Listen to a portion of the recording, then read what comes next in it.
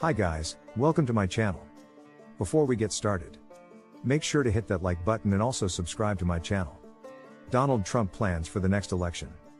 So make sure to watch the full video. Donald Trump declared he will run for president again in 2024 after attempting to annul the results of the 2020 presidential election and inciting a violent riot at the Capitol in an effort to maintain his hold on power. At his Mar-a-Lago club and residence in Palm Beach, Florida, 76-year-old Trump declared his intention to run for president of the United States while being flanked by enormous American flags. Just 1 week has passed since the 2022 midterm elections, which saw underwhelming showings from Republican candidates supported by President Trump in crucial Senate battles and tight House contests. As a result, Democrats were successful in keeping hold of the Senate. Trump asserted that your country is being destroyed before your eyes and that America's recovery starts right now. The gloomy image brought to mind Trump's inauguration speech, in which he claimed that the nation was experiencing American carnage and required his intervention to cure it. President Joe Biden, who will turn 80 on Sunday and has declared his intention to run for re-election in 2024, could face Trump in a rematch as a result of Trump's decision to run. Republicans were defeated in tight Senate races in red states like Arizona, Nevada, New Hampshire, Pennsylvania, and Pennsylvania. In a runoff election in Georgia in 3 weeks, which will feature yet another Trump supporter who has struggled mightily, Democrats may further increase their margin of victory. Republicans are poised to take control of the House, but with a much smaller margin than they had anticipated, which will probably make it more difficult for them to pass legislation in the coming year. In 21 of the 64 House races that the Cook Political Report classified as toss-ups or leaning one way or the other, Trump received party endorsements. Only 7 have triumphed for Trump candidates in the closest races. It was even worse. Trump backed 9 candidates in the 32 contested races. There is just one winner. Despite the fact that his brand and political approaches have repeatedly shown to be radioactive in competitive states and districts, Trump is launching a new presidential campaign and falsely claiming that his candidates did well. The future, what about it? Given that DeSantis is still in the running, many party members are openly debating whether it makes sense to stick with the former president. Last week, Governor of Florida Ron DeSantis was re-elected with ease. Although he's a fervent conservative and has drawn criticism for transporting migrants from Texas to Martha's Vineyard and other liberal hotspots, he's widely regarded as a more responsible version of Trump. DeSantis was dubbed a future and Trump was dubbed Trumpty Dumpty, who couldn't build a wall and had a great fall, by the Rupert Murdoch-owned New York Post, which turned against Trump following the revelations from the congressional committee hearings on January 6 years. Trump appears fearless and prepared for battle. He recently dubbed DeSantis Ron DeSanctimonious and bragged about polling conducted before the election that, in a hypothetical GOP primary, showed him comfortably ahead. He has turned to his own social media platform, which he established after being banned from popular sites like Twitter and Facebook for spreading false information and fomenting unrest, to attack doubters, the media, and to spread untrue election conspiracies. Candidate Trump will likely continue to be the same. But given how badly purple states have fared as a result of Trump's brand since he first entered the national political scene, it's difficult for his party to ignore the truth. The popular vote was lost by 3 million votes, despite the fact that he may have won the presidential election in 2016 due to several close swing states. His party lost control of the House and 40 House seats in the 2018 midterm elections. After serving as president for 4 years, during which time the majority of voters consistently disapproved of the job he was doing and believed he handled the coronavirus pandemic poorly, Trump failed to win re-election in 2020. Although a few key swing states were close, he fell short in the popular vote by an even greater 7 million votes. Instead of giving up and with no other way to justify his defeat, Trump retreated and cried fraud. Biden's election was repeatedly upheld following recounts, audits, and numerous court cases. However, Trump persisted in telling lies, motivating Republican grassroots supporters to join risky conspiracies that have damaged their confidence in the electoral process. Courts have established that the 2020 election was free and fair and that there was only a small amount of fraud, certainly not enough to cause the results to be invalidated anywhere. Many others are poised to take their place.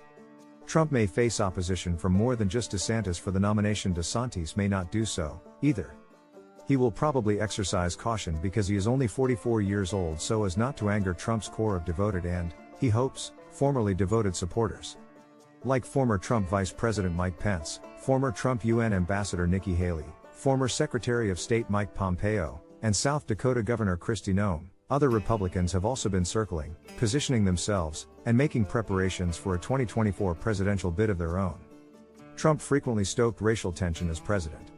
One of the most unexpected outcomes in American history was Trump's election victory in 2016. He was impeached twice, lost the popular vote, made more than 30,000 false or misleading statements while in office, and was blamed by Americans for how he handled the coronavirus outbreak. That contributed to Trump's defeat in his race against Biden for re-election. Nevertheless, Trump sees an opportunity to regain power now that Biden's support is dwindling and the economy is in a precarious position. Trump weaponized right-wing nationalism, white cultural grievances, and ironically, given that he is a millionaire with Ivy League education, an anti-elitist economic populism while serving as president. The foundation of Trump's 2016 campaign and subsequent presidency was nativism. He ran on a platform of building a wall to keep Spanish-speaking immigrants out of the country. In his early years in office, he banned people from entering some mostly Muslim countries. He stoked racial tensions by saying there were very fine people on both sides of a white nationalist protest in Charlottesville, Virginia, where a counter-protester was killed, and he retaliated. Despite the nation experiencing an overall decline in violent crime, Trump remarked during his 2017 inaugural address that, crime, the gangs, and the narcotics that have killed too many lives and robbed our country of so much unrealized potential. Trump's most memorable quote from his inauguration speech was, "This American carnage stops right here and stops right now." Trump promoted initiatives favored by conservatives.